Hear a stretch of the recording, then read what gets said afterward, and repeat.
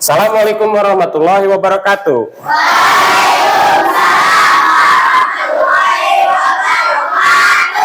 Apa kabarnya hari ini anak-anak?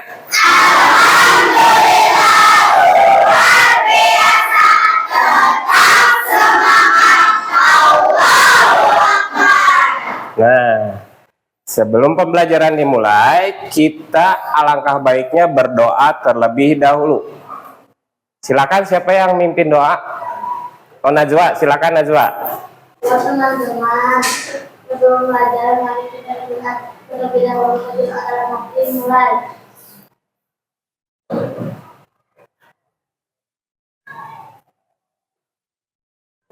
Selesai, beri salam.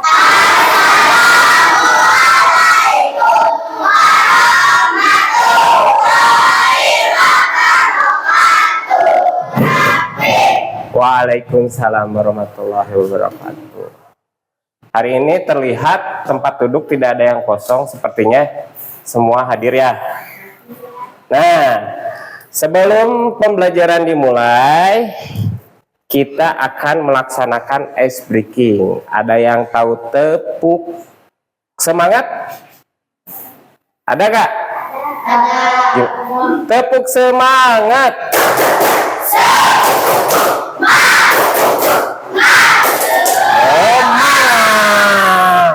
Tepuk konsentrasi.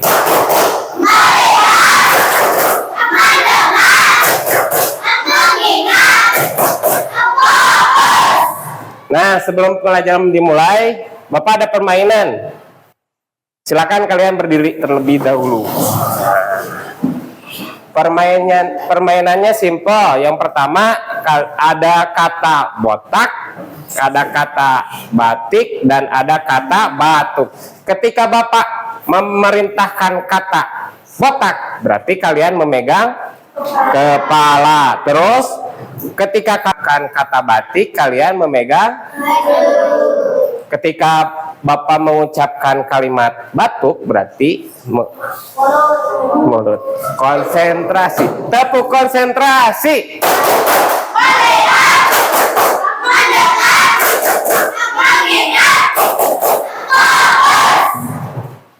Batuk.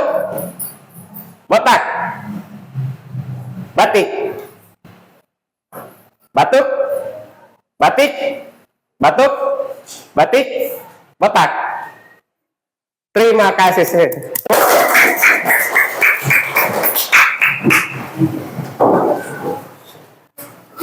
Nah, apa ada yang tahu tentang sandwich? Bapak bertanya. Ayo, siapa yang tahu sandwich? Ada yang tahu nggak roti sandwich? Padli? Padli tahu, Padli? Sandwich itu biasanya terbuat dari apa, ayo?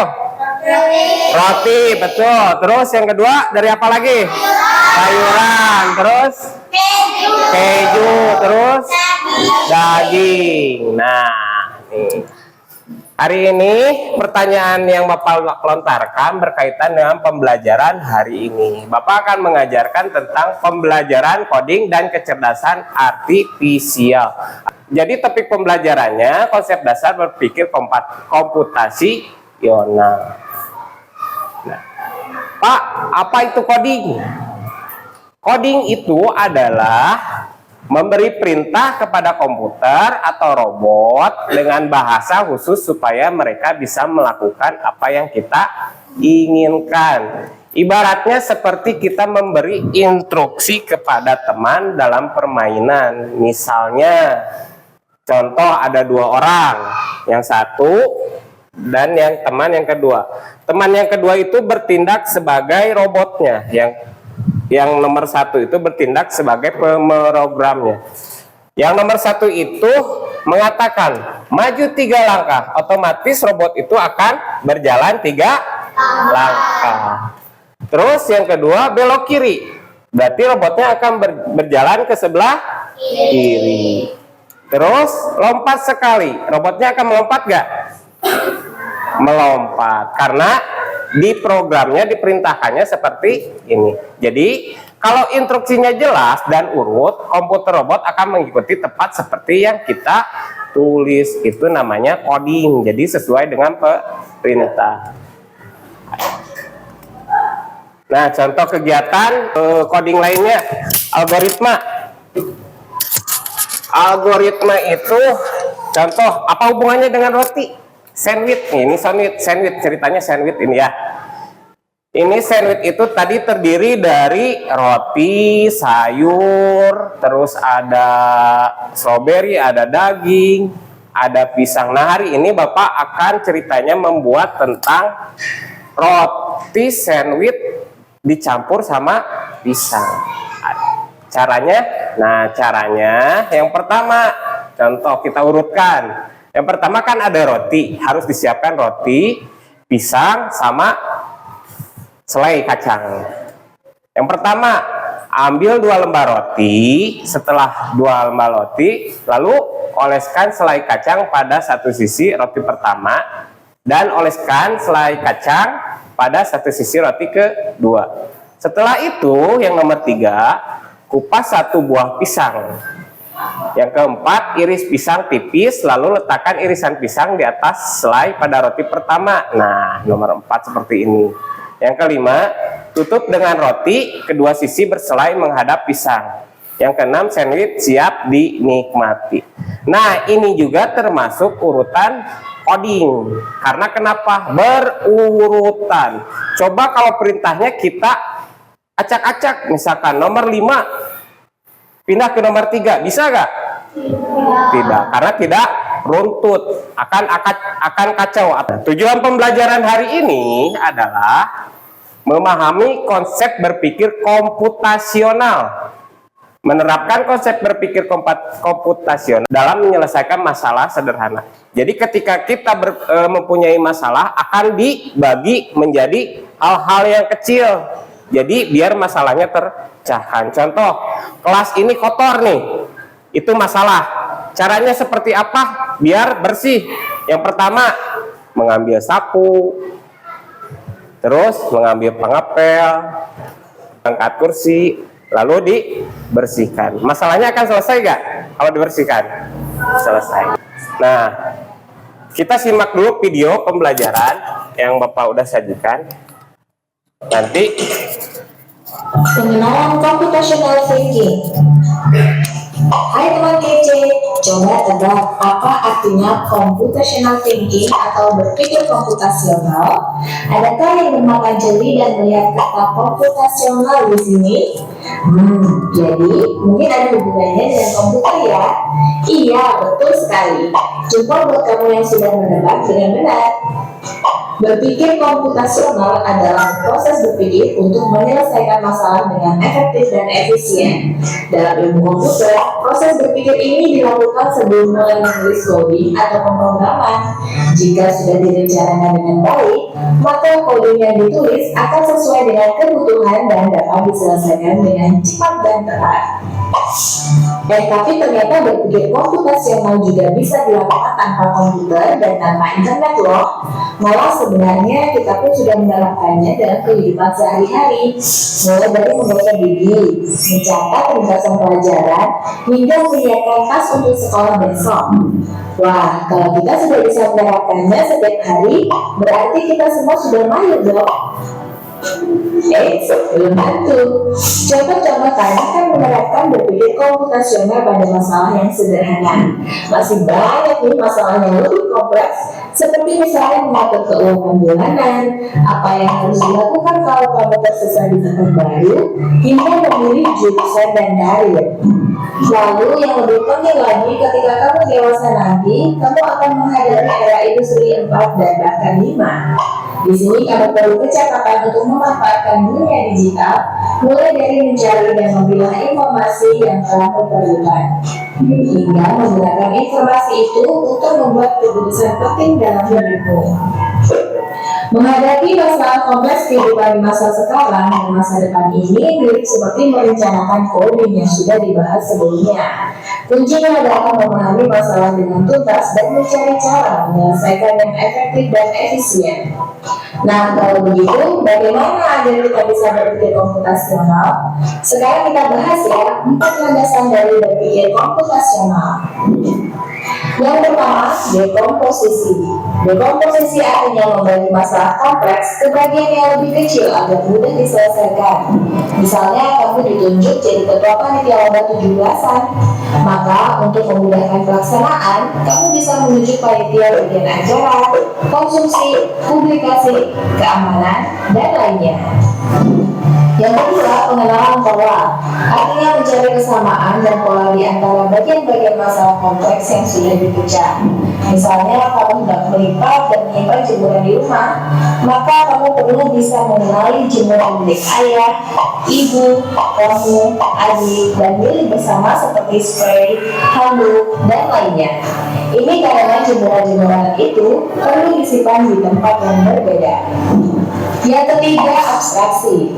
Artinya fokus pada informasi yang penting saja, mengabaikan detail yang tidak diperlukan. Misalnya, kamu hendak menceritakan pengalamanmu berwisata ke luar kota. Tentunya kamu mengalami banyak hal dari mulai berangkat di bus, berfoto bersama, makan di restoran, menginap di hotel, hingga perjalanan pulang. Tapi nggak mungkin kan kamu ceritakan semua kejadian dengan detail pada teman-temanmu. Pasti mereka bosan kalau kelamaan. Jadi, kamu harus menyaring beberapa kejadian yang menarik saja untuk diceritakan pada teman. Yang terakhir, algoritma. Artinya membuat langkah-langkah penyelesaian atau membuat aturan yang diikuti untuk menyelesaikan masalah. Misalnya, kamu diberi daftar belanja di supermarket oleh ibu. Ada minyak goreng, telur, roti, sayur, dan kopi. Lalu kamu harus buru-buru karena ibu sudah mau memasak dengan minyak goreng itu. Nah, kalau seperti ini, satu cara yang efisien misalnya mulai dengan mengambil barang yang paling dekat dari pintu masuk hingga terakhir yang paling dekat dengan kasir. Nah, itu dia 4 landasan berpikir komputasional yang perlu diterapkan untuk memecahkan masalah yang kompleks. Lalu berikutnya, apakah ada cara untuk mengasah kemampuan berpikir komputasional? Tentu ada. Selain bisa coba kamu terapkan ke masalah sehari-harimu, kamu bisa juga latihan soal untuk mengasahnya. Misalnya, gurumu akan memberikan soal-soal computational thinking di mata pelajaran matematika, bahasa Indonesia, dan IPAS dalam kurikulum mereka. Selain itu, kamu bisa ikut tantangan bebas Indonesia juga. Yuk coba simak satu contoh soal computational thinking. Dalam bis studi wisata, ada 3 kelompok anak yang akan diantarkan ke 3 tujuan berbeda. Bis berhenti pertama di restoran, lalu hotel, dan terakhir di museum.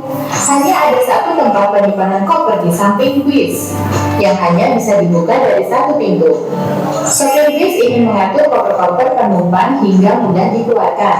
Bantu supir bis menentukan urutan memasukkan koper-koper itu ke dalam tempat penyimpanan. Pertanyaan, koper kelompok anak yang mana? Nih, tadi ada contoh soal ya dari video ya. Contoh soal computational thinking. Seolah-olah nih ada bis. Terus yang ini restoran, yang kedua ini rumah sakit, yang ketiga tadi apa? Hotel ya? Nah, koper kelompok anak yang mana yang dimasukkan terakhir kira-kira? Nah, apa tadi? Hotel, benar. Kenapa hotel? Karena oh iya betul. Nah, seperti itu. Berpikir komputasional adalah cara kita mendekati dan memecahkan masalah besar dengan cara yang terstruktur. Layaknya komputer, ini bukan tentang menjadi seorang programmer, tapi tentang melatih pikiran kita untuk menyelesaikan tentang secara efektif dan efisien. Dengan berpikir komputasional, kita belajar memecah masalah kompleks menjadi bagian-bagian yang lebih kecil dan mudah dikelola. Kemampuan ini sangat penting untuk menghadapi dunia yang semakin didominasi oleh teknologi digital. Nah, dari berpikir komputasional itu ada 4 konsep utama berpikirnya. Yang pertama itu dekomposisi. Apa itu dekomposisi? Dekomposisi itu adalah memecah masalah besar menjadi bagian-bagian kecil yang lebih mudah ditangani. Nah, itu dekomposisi. Yang kedua, pengenalan pola, mencari kesamaan, tren atau pola dalam masalah untuk mempermudah penyelesaian masalah. Yang ketiga, abstraksi, fokus pada informasi yang relevan dan penting, mengabaikan detail yang tidak perlu. Nah, ini abstraksi. Yang keempat, perancangan algoritma, membuat serangkaian langkah-langkah atau instruksi untuk menyelesaikan masalah secara sistematis. Sampai sini paham nggak? Paham. Nah, contoh kegiatan dekomposisi adalah membuat rencana kegiatan piknik sekolah. Contohnya, kita punya masalah nih, membuat kegiatan piknik sekolah. Jadi gimana caranya piknik sekolah itu bisa lancar? Yang pertama, kita kan harus tahu ya, tentukan tempat pikniknya dan rute perjalanannya. Contoh, kita pikniknya mau ke mana? Mau ke museum, ke Dufan, terus kemana lagi? Ke Janggalan. Kita pilih dulu pikniknya mau kemana. Contoh mau ke museum. Berarti kan yang ditentukan, tentukan tempat piknik dan rute perjalanan. Udah ketemu nih museum. Kira-kira rutenya mau lewat mana nih? Rutenya mau lewat Cianjur, lewat Bogor. Nanti kita ketemu. Oh, mau ke Cianjur, berarti arah ke Bandung. Terus tempatnya, kira-kira museumnya apa nih? Museumnya misalkan ada museum geologi. Nah, itu udah ketemu ya masalahnya. Terus yang kedua, siapkan daftar barang yang harus dibawa. Nanti ketika kita akan piknik kegiatan, jadi apa saja yang harus dibawa? Itu masalah yang kedua. Kita siapkan dulu, misalkan tas, terus sepatu, kamera, buku, pulpen. Nah, ini sudah terselesaikan masalah yang kedua. Masalah yang ketiga, jadwal keberangkatannya, kegiatan selama piknik dan waktu pulangnya. Ada masalah lagi nih, jadwal keberangkatannya. Kita selesaikan dengan mengurai ke lebih kecil. Contohnya, jadwalnya, pengen pagi biar gak macet. Terus kegiatan selama pikniknya apa saja di sana? Mengulas tentang museum, contohnya seperti itu. Terselesaikan tuh masalah 3. Yang keempat, tentukan pembagian tugas untuk setiap siswa atau kelompok. Nanti akan diberi tugas nih. Tugasnya apa? Mencatat. Dari masalah membuat rencana kegiatan piknik sekolah ini sudah terselesaikan dengan cara dipecah menjadi masalah sederhana. Nah, sampai sini paham? Nah, kita contoh yang kedua. Tadi kan tentang dekomposisi. Sekarang contohnya tentang pengenalan pola. Di sini ada contoh gambar pelangi. Merah, kuning, hijau di langit yang biru. Nah, itu pelangi. Pelangi itu berawal dari warna merah, oranye, kuning. Ketika pelangi yang pertama, timbul lagi pelangi yang kedua berlipat. Muncul yang pertama itu warna apa? Merah. Terus kemudian oranye lagi, kuning lagi, hijau lagi, biru lagi, dan ungu lagi. Ini termasuk pengenalan pola. Ini pengenalan pola. Nah, sekarang yang ketiga, abstraksi. Abstraksi itu contoh, kita membuat program robot berjalan. Kita cukup memberi perintah. Ini ada robot, kita perintahkan maju, belok kiri, belok kanan. Jadi kita tidak usah memikirkan bagaimana cara membuat robotnya, bagaimana cara menyambungkan kabel robotnya, bagaimana cara robot berjalan. Jadi ini cukup diabaikan. Jadi yang diutamakan itu perintah yang tujuannya saja. Ini termasuk abstraksi contohnya. Nah, yang keempat itu ada algoritma sederhana. Oke, ada yang tahu gambar apa? Jeruk. Jeruk itu biasanya ketika akan membuat Apa yang harus disiapkan? Jeruk. Jeruk. Terus yang kedua, kupas jeruknya. Setelah itu masukkan ke blender. Yang keempat, yang kelima, yang keenam, sama seperti tadi kita bikin sandwich. Ketika salah satu urutan ini diacak, apa akan jadi jeruk ini? Tidak, karena itu termasuk error ya. Nah, sampai situ paham? Kalau paham, Bapak akan kasih tugas. Silakan dicatat, ditulis nama kelompoknya, judulnya.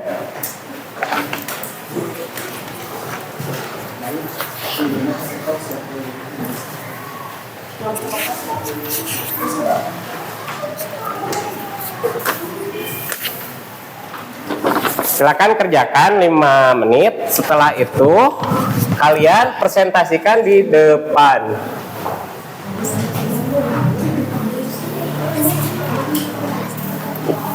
Asli kerja kan?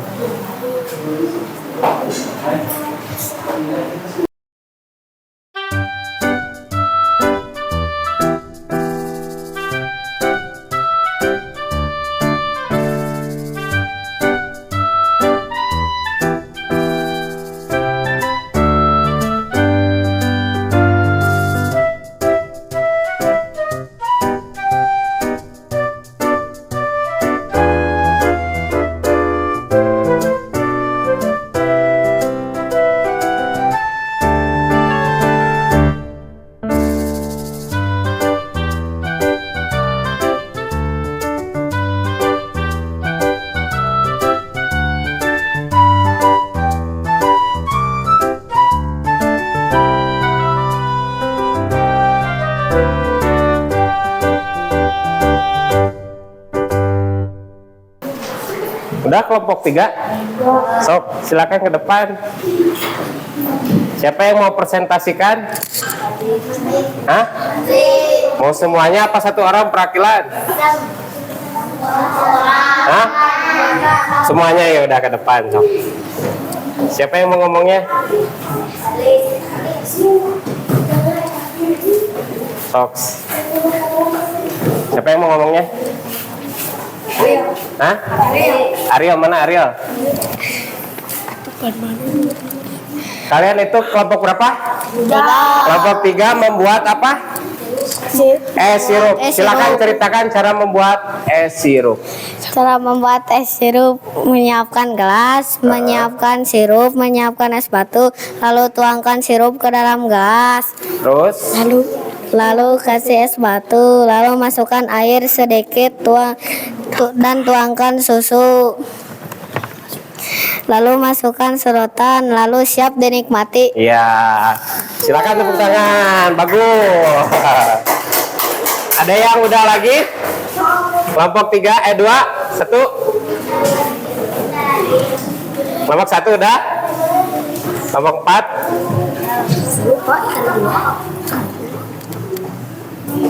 Tadi gua ngomong siapkan roti, siapkan selai, terus oleskan selai ke dalam roti, oleskan selai ke dalam roti, kiri dan kanan, sajikan, udah itu doang. Udah, silakan ke depan. Siapa yang mau presentasinya? Mau perwakilan apa semuanya? Semuanya ya udah ke depan. Zakia yang ngomong. Nazwa. Nih, pegang yang ngomongnya. Kelompok berapa ini? Kelompok 2. Kelompok 2 itu cara membuat algoritma Salad buah. Silakan ceritakan.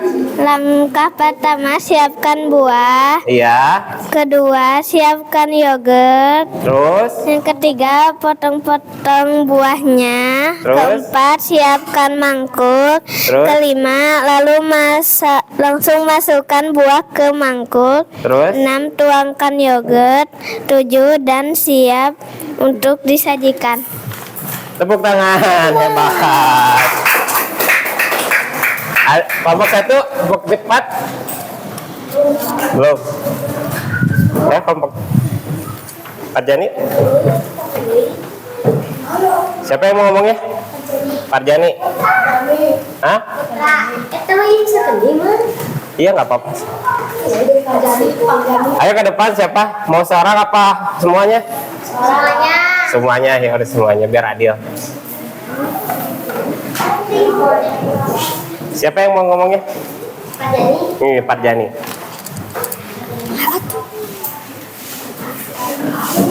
Kelompok 4. Kelompok 4 itu cara membuat algoritma apa itu? Roti selai. Ceritakan cara membuat roti selai. 1, siapkan roti. 2, siapkan selai kacang. 3, oleskan selai ke dalam roti kiri Ya. dan kanan. 4, tutup roti. 5, lalu sajikan dan nikmati. Iya, bagus. Tepuk tangan. Kelompok 1, ayo. Tinggal kelompok 1.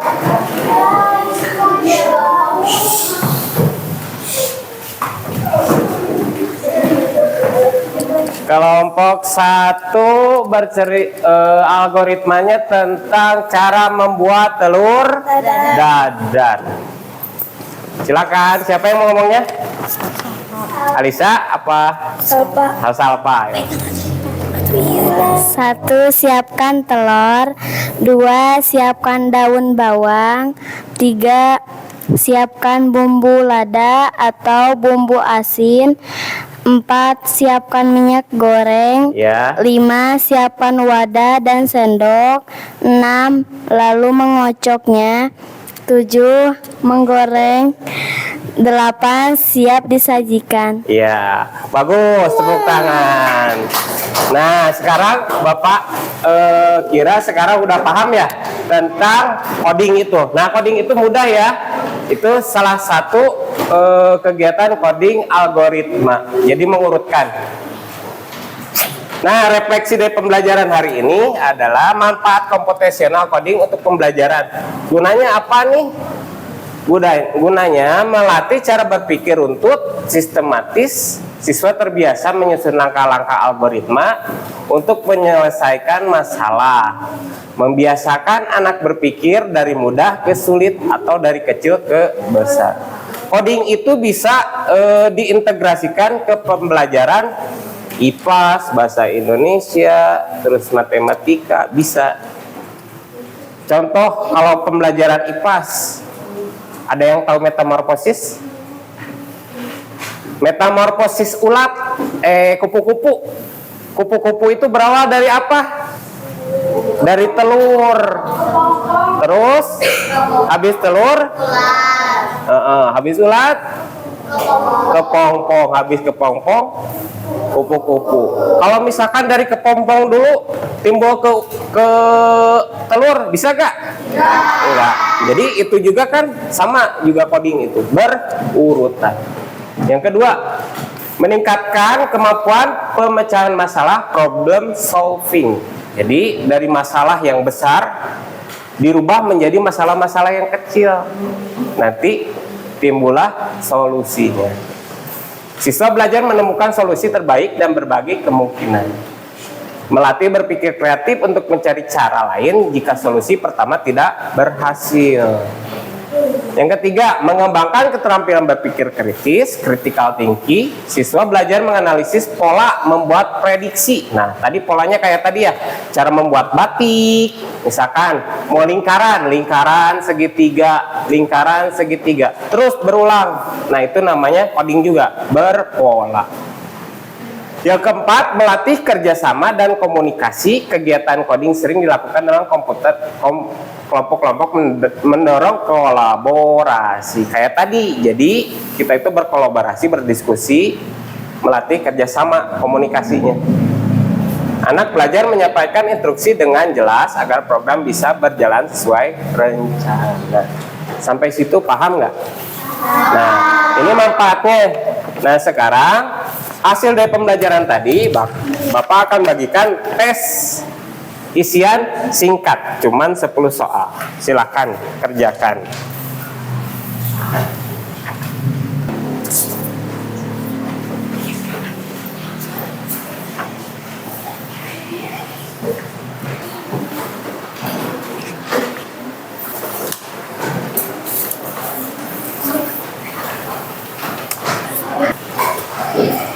Waktunya 10 menit ya.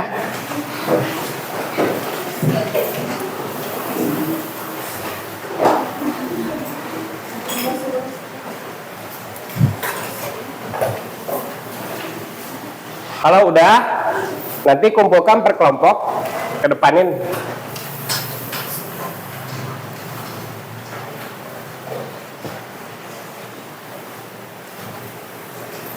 Udah, silakan kumpulkan.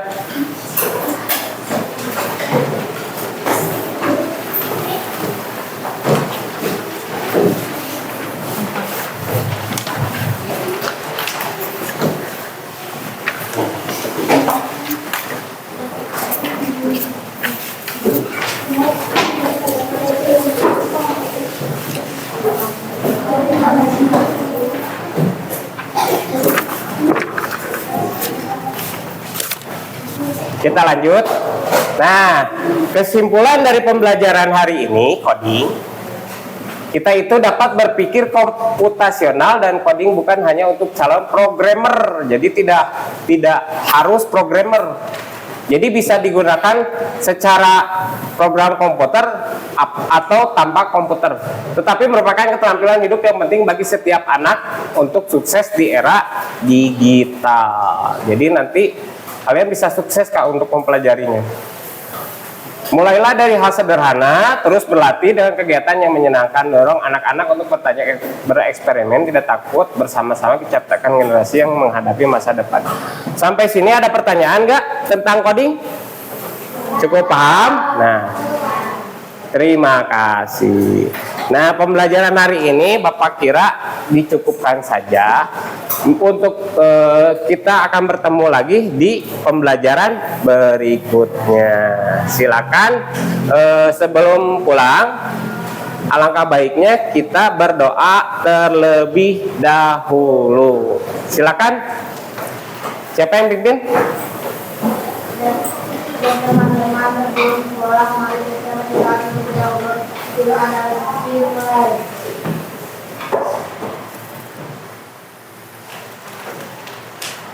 Waalaikumsalam.